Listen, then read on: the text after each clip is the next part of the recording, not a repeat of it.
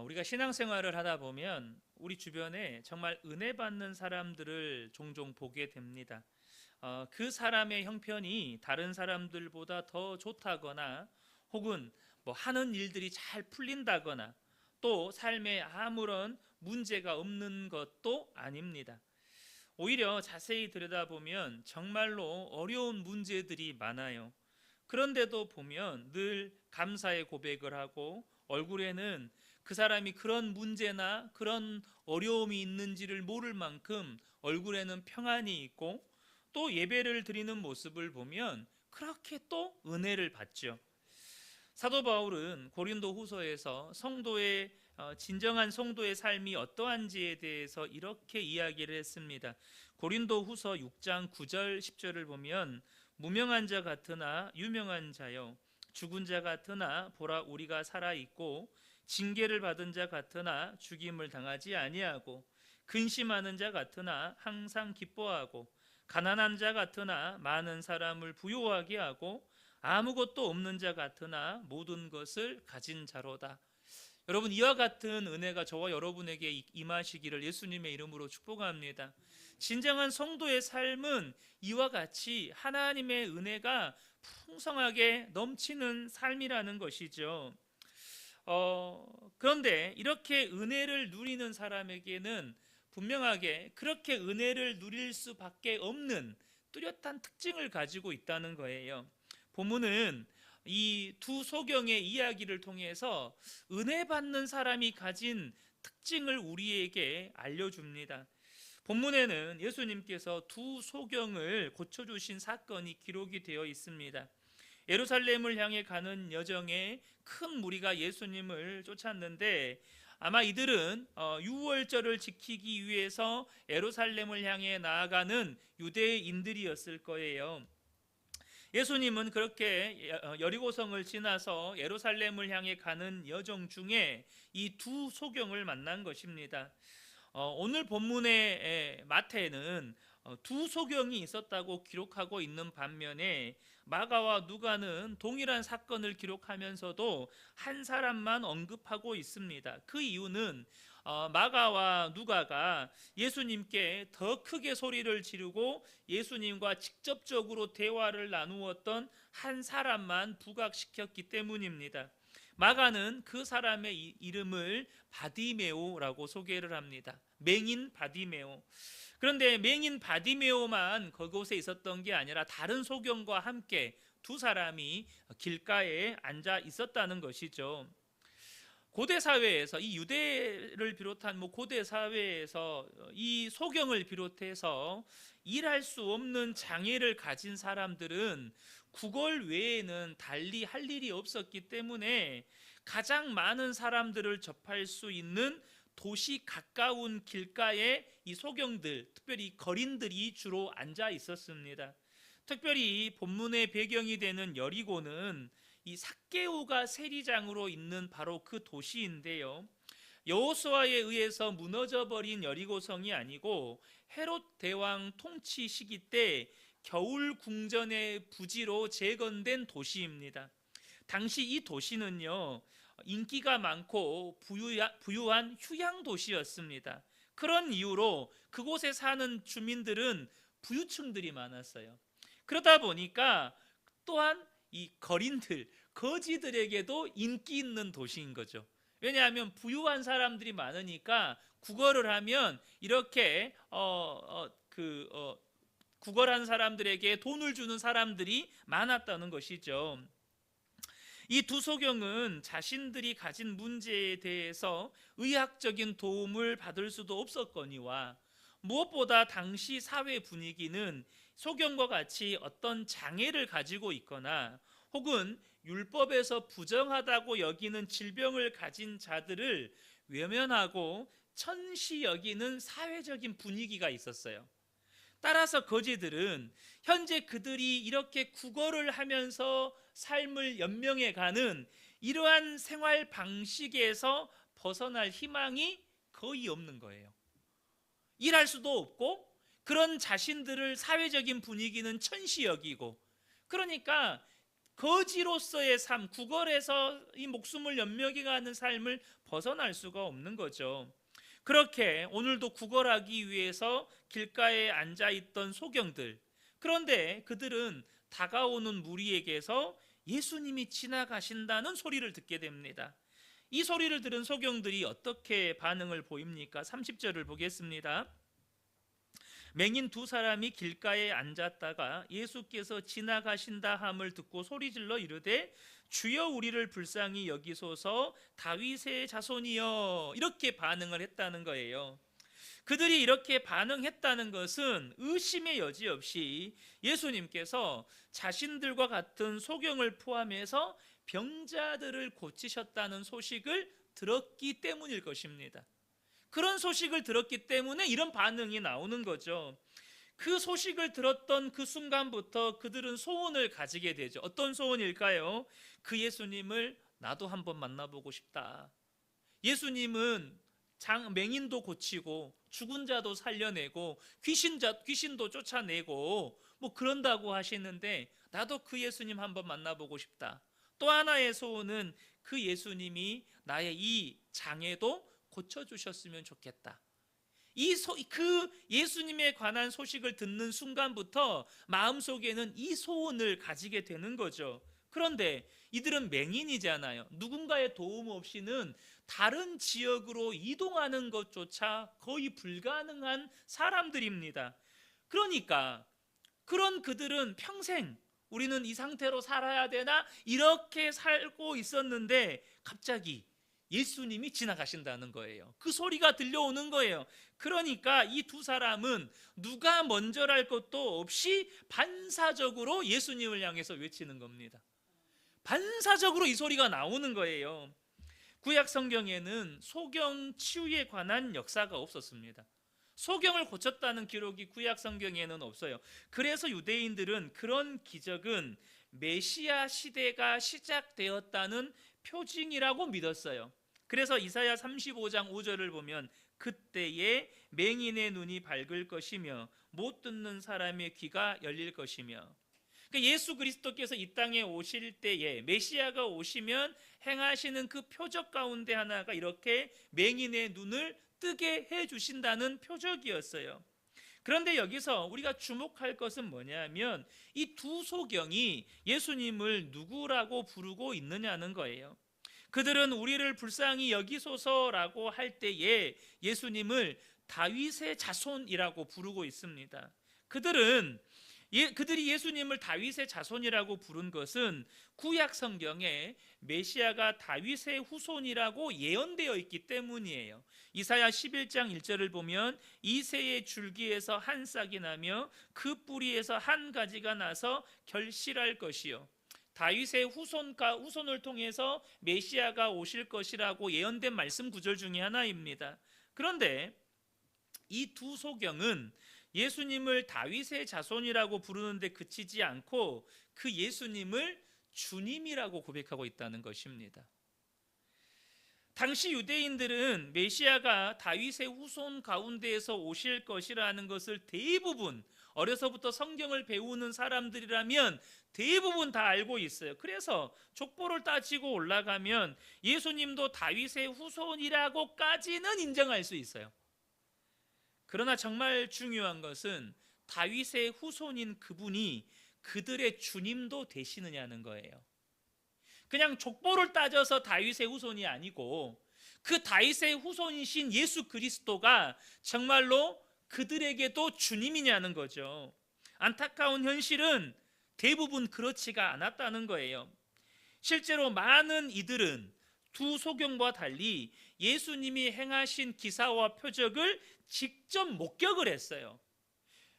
그러니까 그들은 그 많은 기사와 표적을 두 눈으로 직접 목격했으면서도 예수님이 전하는 진리를 거부했고, 또한 그것이 증명하는 예수님의 진정한 신분, 예수님이 하나님의 아들이신 것과 그리스도라는 사실을 그들은 거부했다는 거예요. 반면에 두 소경은 예수님이 행하신 기사와 표적을 한 번도 본 적이 없어요. 아니, 아예 볼 수가 없어요.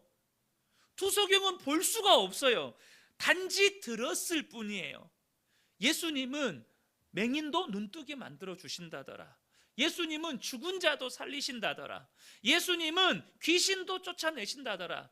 그분은 하나님의 아들이라고 하더라. 그분은 하나님 나라 복음을 전해 주시더라. 그분이 회개해라, 천국이 가까이 왔다라고 말씀을 전해 주시더라. 그분에 관해서 그들은 오로지 듣기만 했다는 거예요. 그러나 그들은 듣기만 했을 뿐인데 예수님을 다윗의 자손이고 동시에 구약에 예언된 메시아이고 나의 그리스도시고 나의 주님으로 받아들였다는 것입니다.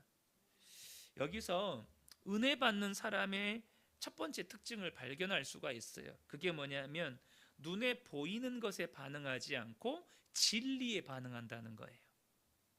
은혜 받는 사람의 특징은 지금 내 눈에 보이는 것, 눈에 보이는 건 뭐죠? 내가 처해 있는 상황, 내가 처해 있는 처지와 형편, 내가 지금 당면에 있는 수많은 문제들, 다 눈에 보이는 것들이잖아요. 그 눈에 보이는 것에 반응하지 않고 진리의 말씀에 반응하는 사람들이라는 거예요. 그 많은 무리들은 예수님이 전하는 진리보다 눈에 보이는 것에 더 반응했어요. 먼저 그들의 눈에 보이는 것이 뭐였을까요? 예수님이 나사렛 출신이었다는 거예요. 나사렛은 유대 사회에서 천시 여겨지던 지역이었습니다. 이방인들과 섞여 살던 지역 중에 하나였어요. 그래서 빌립이 나다나엘을 찾아와서 메시아를 만났다고 하면서 나사렛 예수라고 소개할 때 나다나엘의 반응이 뭐죠? 나사렛에서 무슨 선한 것이 날 수 있겠느냐. 이것이 당시 유대인들이 가지고 있는 나사렛에 대한 기본적인 통념이었어요. 근데 예수님이 그 나사렛 출신인 거예요. 나아가서 사도 바울이 벨릭스 총독 앞에서 재판을 받을 때 그 사도 바울을 고발하던 장로들이 사도 바울을 일컬어 하는 말이 뭐냐면 나사렛 이단의 우두머리라는 이 비난이었어요. 나사렛 이단의 우두머리. 그러니까 그들의 눈에 보이는 예수님은 천하디 천한 나사렛 지역의 출신이었고 이 나사렛에서 나온 이 사람이 만들어낸 이단의 우두머리였어요. 나사렛 이단의 우두머리가 바로 예수님이었고 또 그런 사도 바울이 그런 인물이었다는 거죠. 또한 예수님의 외모에 대해서도 이사야서에서 말씀하시기를 고운 모양도 없고 풍채도 없은즉 우리가 보기에 흠모할 만한 아름다운 것이 없도다라고 기록하고 있어요. 그러니 그들은 예수님이 행하신 기사와 표적을 보았음에도 불구하고 그것이 증명하는 예수님이 전하는 말씀이 진리다. 그 진리의 말씀은 예수가 하나님의 아들이시고 구약에 예언된 메시아이시고 그리스도이시다라는 것을 증명함에도 불구하고 그것은 이 진리의 말씀에는 반응하지 않고 눈에 보이는 예수님의 외모, 눈에 보이는 예수님의 출신 지역 이것들에게 다 반응했다는 거예요. 사랑하는 성도 여러분, 저와 여러분이 아셔야 합니다. 은혜 받는 사람은 눈에 보이는 사람이나 환경이나 처지에 반응하지 않고 진리의 말씀에 반응한다는 것입니다. 여기서 말하는 것은 눈에 보이는 처지에 아무런 무반응이다 이런 의미가 아닌 거예요. 정말로 반응해야 될 것에 믿음으로 반응하고 기쁨으로 반응하고 감사로 반응하고 슬픔으로 반응해야 하고 때로는 고통으로 반응해야 하는 것이 진리의 말씀이라는 거예요. 골로새서 1장 16절을 보면 만물이 그에게서 창조되되 하늘과 땅에서 보이는 것들과 보이지 않는 것들과 혹은 왕권들과 주권들과 통치자들이나 권세들이나 만물까지, 여러분 이거 아셔야 돼요. 보이는 것, 보이지 않는 것, 심지어 왕권, 주권, 통치권, 권세까지 그리고 만물까지 다 그로 말미암고 그를 위하여 창조되었고 라고 말씀합니다. 여러분 대통령의 권한도 하나님이 창조하셨다는 거 믿으세요? 미국의 트럼프 대통령이 가진 권세도 하나님이 만드신 거예요. 무엇을 위해서요? 하나님이 만드셨을 뿐만 아니라 하나님을 위하여 만드신 거예요. 다시 말하면 우리 눈에 보이는 모든 것이 보이지 아니하신 하나님에 의해서 만들어졌다는 거예요. 그러므로 눈에 보이는 것을 만들어내신 영원한 하나님께 우리가 반응할 수 있어야 된다는 거예요. 그래서 사도 바울이 고린도후서 4장 18절을 보면 우리가 주목하는 것은 보이는 것이 아니요 보이지 않는 것이니 보이는 것은 잠깐이요 보이지 않는 것은 영원함이라.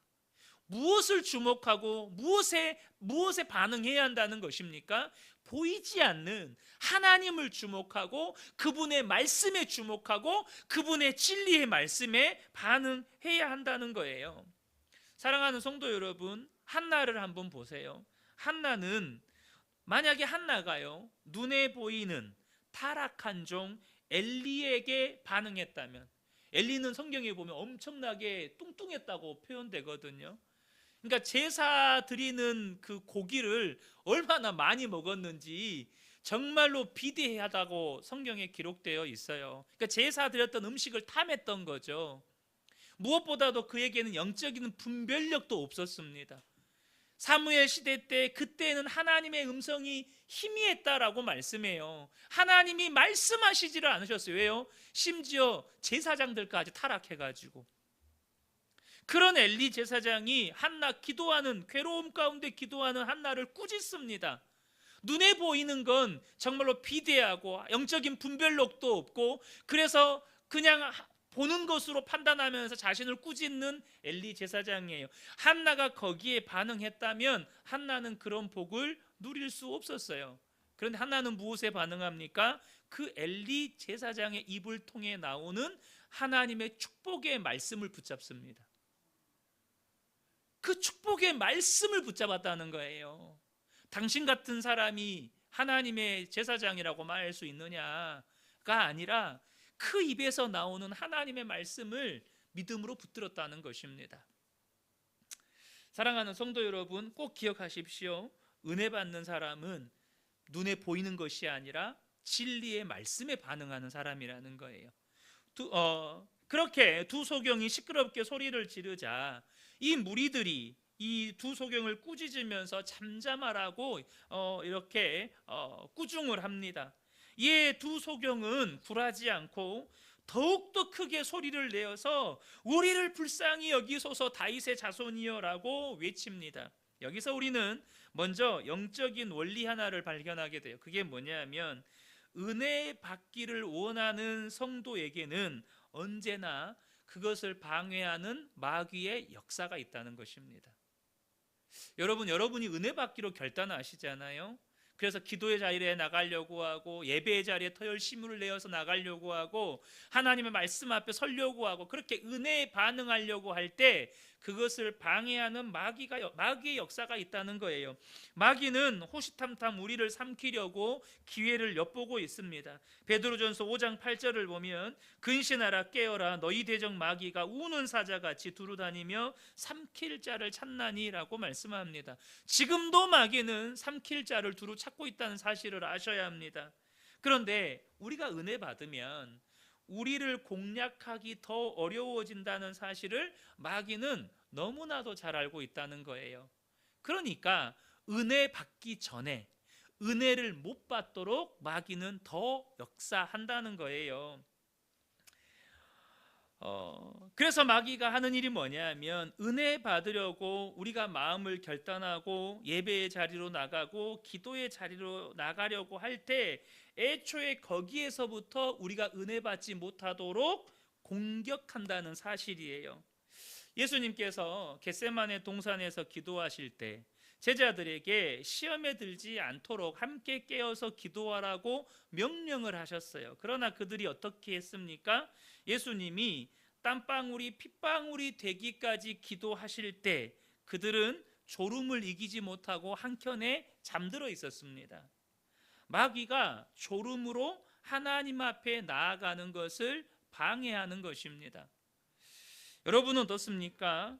여러분이 내가 은혜 받기로 정말 말씀대로 살아보기로 결단하고 당장 내일 새벽부터 내가 새벽 예배 나가야지 그렇게 결단했지만 다음날 새벽에 등과 침대가 딱 한 몸이 되어 붙어가지고 떨어지지가 않아요. 그렇지 않나요?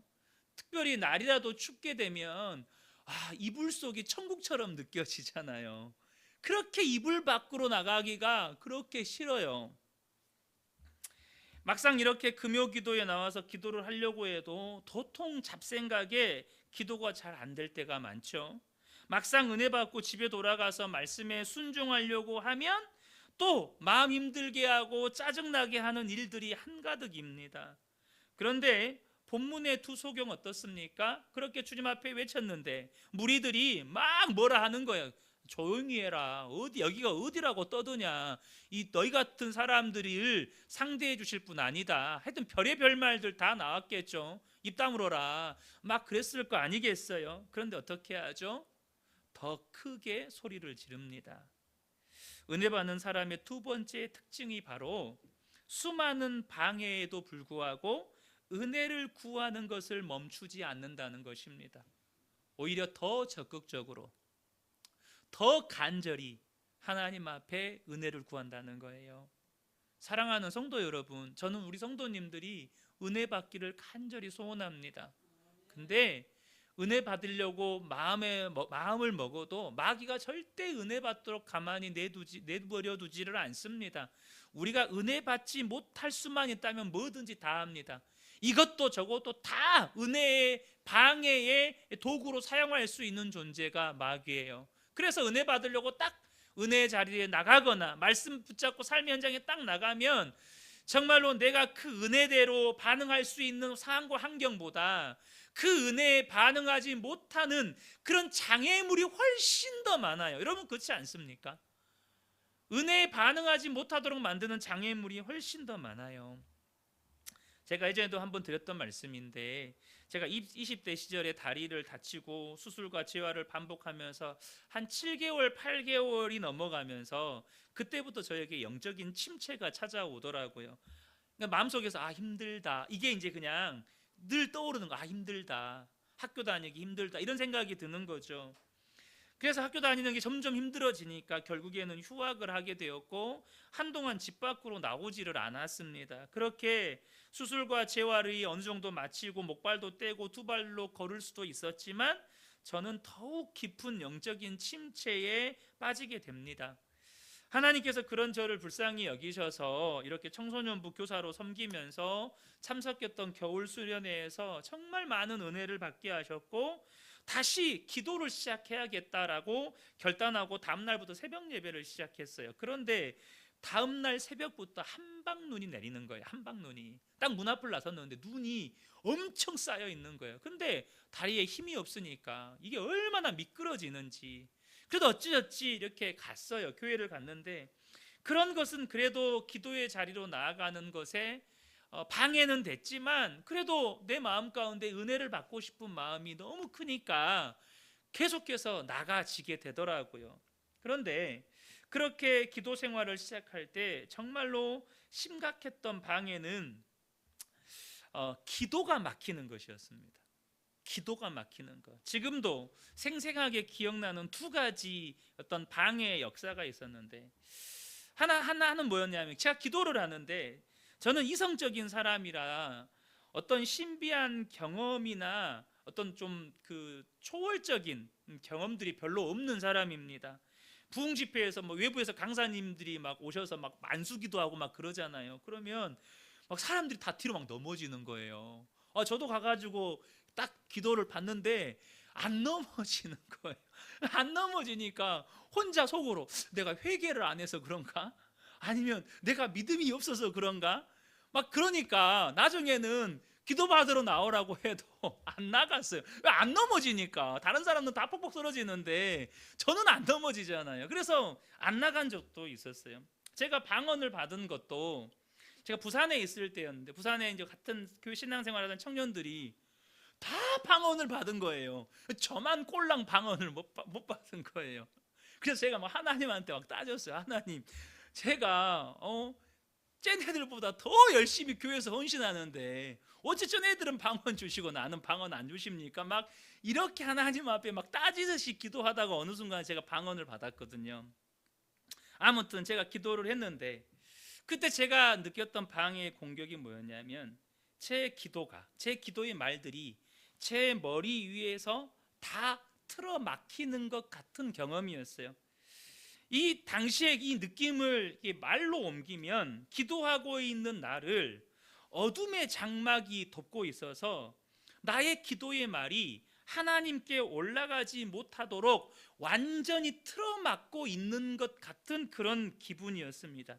아무리 기도를 해도 내 기도가 내 머리 위 이상을 벗어나지 못하는 것 같은 느낌, 그때 느꼈던 이 막막함과 답답함은 이루 말할 수가 없었어요. 기도를 하는데 내 기도의 말들이 다 우수수 떨어지는 것 같은 거예요.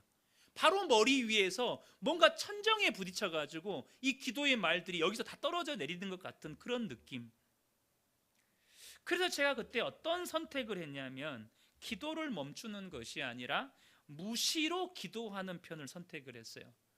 그러니까 당시 학생이었으니까 뭐 수업 시간에는 수업을 듣잖아요. 근데 여기에서 저기로 이동하는 그 잠깐 5분 10분의 시간, 혹은 집에서 학교로 걸어오는 그 한 20분 30분의 시간, 길을 다니는 시간은 온통 기도하는 시간인 거예요. 큰 소리로 기도하면 창피하니까 작은 소리로 방언으로 중얼중얼 거리면서 마침 가까이서 들으면 정신 나간 사람처럼 그렇게 하나님 앞에 무시로 기도하는 편을 선택한 거예요. 나중에는 그 기도를 막혔던 그 답답함이 어느 한순간에 이것이 확 열리는 그런 느낌, 은혜를 경험했던 적이 있습니다. 또 한 번의 방해는 뭐였냐면, 그렇게 은혜 받고 새벽 예배 드리고 뭐 금요 철야 예배 드리고 학교에서 공부하고 하니까 몸이 너무 피곤하잖아요. 그래서 낮에 공부를 하다가 잠깐 낮잠이 들었는데 그 낮잠이 드는 잠깐 사이에 이 그 가위에 눌린 거예요. 가위에.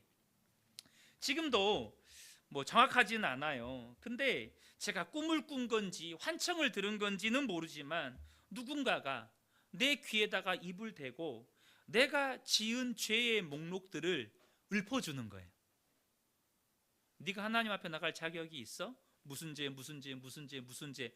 그 죄의 목록들을 제가 이게 환청인지 잘 모르겠어요. 꿈인지 잘 모르겠어요.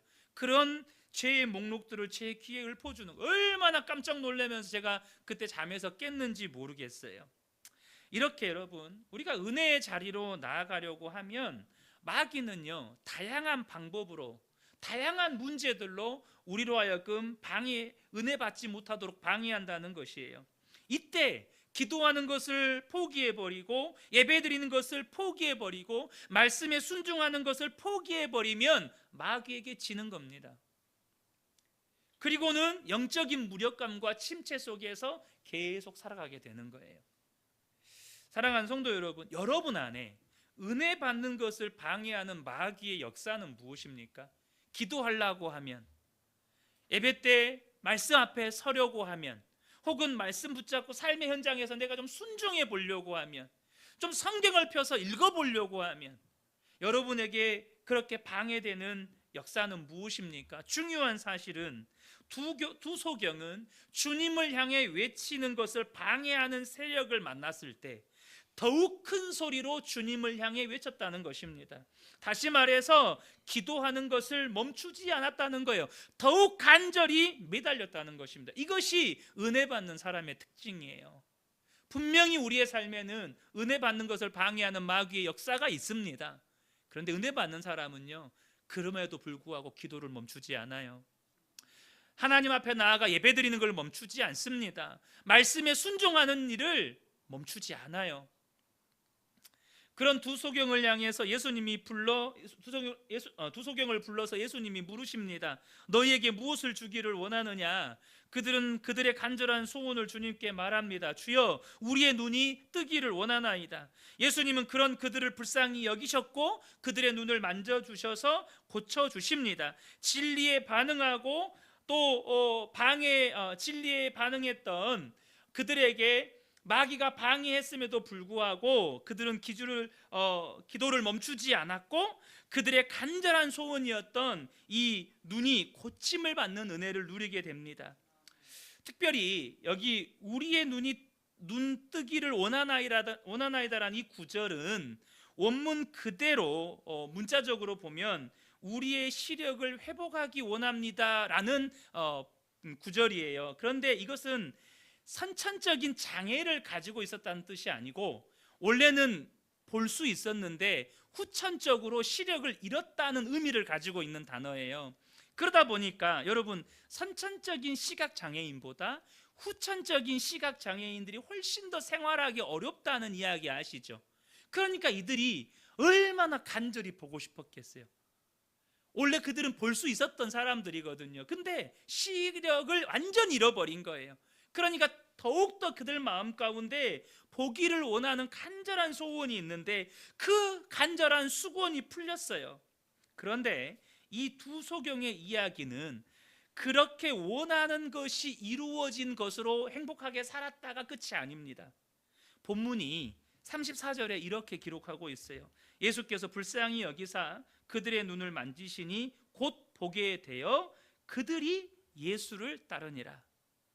보고 드디어 보았다, 할렐루야, 이게 끝이 아니고 본 다음에 그들의 선택은 뭐냐? 예수님을 따랐다는 거예요. 자기들의 소원 이루었다고 주님과의 관계를 끝내지 않았다는 것입니다. 성경에서 가장 어리석은 선택을 하는 인물들 중에 한 부류가 예수님을 통해서, 하나님을 통해서 자기가 원하는 것을 이루었다고 하나님을 떠나는 사람들입니다. 누가복음 17장에 보면 예수님께서 10명의 나병 환자를 고쳐주신 이야기가 기록이 되어 있습니다. 예수님께서 한 마을에 들어가실 때 10명의 나병 환자들이 예수님을 향해서 자기를 불쌍히 여겨달라고 부르짖어요. 예수님께서는 그들을 불쌍히 여기시고 제사장에게 가서 그들의 몸을 보이라고 말씀하십니다. 이에 그들은 자기들의 몸을 제사장에게 보이기 위해서 가다가 자기들의 몸이 나은 것을 알게 됩니다. 그런데 그 10사람 중에 한 사람과 9사람의 반응이 전혀 달라요. 9사람은 자기 몸이 나병에서 나은 것에 만족하고는 예수님을 떠나서 각자의 길로 가버립니다. 그런데 이 사마리아인이었던 한 사람은 다시 예수님께로 돌아와서 하나님께 영광을 돌립니다. 그러니까 병 낫는 것으로, 예수님께서 자기에게 기적을 베풀어 주시는 것으로, 내가 원하는 것을 응답해 주시는 것으로 주님과의 관계를 끝내지 않았다는 거예요. 그는 하나님께로 돌아왔고 예수님 발 앞에 엎드렸고 하나님께 영광을 올려드렸다는 것입니다. 은혜 받는 사람의 세 번째 특징을 여기서 발견하게 됩니다. 무엇입니까? 은혜 받은 것에 머물지 않고 은혜를 주신 주님을 따라 산다는 거예요. 이것이 은혜 받은 사람의 특징입니다. 이것이 참된 그리스도인의 올바른 신앙의 태도입니다. 물론 우리에게는 은혜가 필요합니다. 죄와 사망에서의 건짐의 은혜가 필요하고 마음의 평안과 기쁨도 필요하고 이 땅을 살아감에 있어서는 돈도 필요하고 건강도 필요하고 인간관계도 필요하고 지혜도 필요합니다. 그러나 아셔야 합니다. 그 은혜를 주시는 분이 주님이시라는 것입니다. 그러므로 여러분, 은혜를 구하십시오.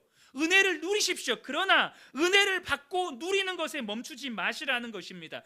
은혜를 주시는 주님을 따라 살라는 거예요. 왜요? 우리에게 그 은혜를 주신 분이 하나님이시니까.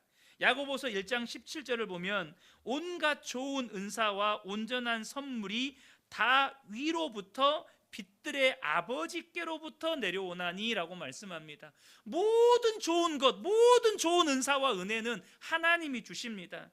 그러므로 하나님과의 관계가 끊어지면 은혜도 끝이 납니다. 우리에게 정말로 중요한 것은 은혜를 주시는 주님이시라는 거예요. 그 주님을 따라 살아가는 것입니다. 그것이 우리의 삶에 은혜가 멈추지 않는 비결입니다. 여러분, 기도 응답 받았다고 나 응답 받았다 이걸로 끝내시면 안 돼요. 기도 응답은 잠깐이지만 주님은 영원하십니다. 그 주님을 따라 살아야 우리의 삶에 은혜가 마르지 않는다는 것입니다. 저는 이 밤에 예배드린 우리 모든 성도님들이 정말로 은혜를 날마다 누리시기를 축복합니다. 눈에 보이는 것이 아니라 영원한 진리의 말씀에 반응하고, 내가 은혜 받으려고 은혜 자리에 나가려고 할 때 많은 방해의 역사들이 있지만 그럼에도 불구하고 기도하기를 멈추지 않고 하나님 앞에 예배드리기를 멈추지 않고 말씀에 순종하기를 멈추지 않고 말씀 듣기를 멈추지 않고 은혜를 받는 것에 만족하지 않고 은혜를 주시는 하나님을, 우리 주님을 따라 살아감으로 말미암아 날마다 내 삶 가운데 은혜가 부어지는 것을 경험하시는 우리 모든 성도님들 되시기를 예수님의 이름으로 축복합니다.